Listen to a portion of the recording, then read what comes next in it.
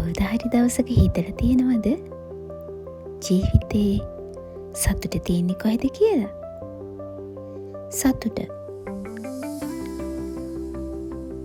සමහර වෙලාවට අපි තියෙන්නේ සතුට තියෙන්නේ අපි ආදරය කරන අය ගාව කියලා.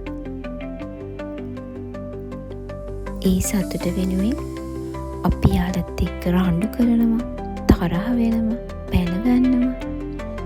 සමහරක් වෙලාවට ආදරේ ඉල්ල අඬාගෙන පස්සෙන් යනවා. ඒත් කවදා හරි දවසක දැනලා තියෙනවද?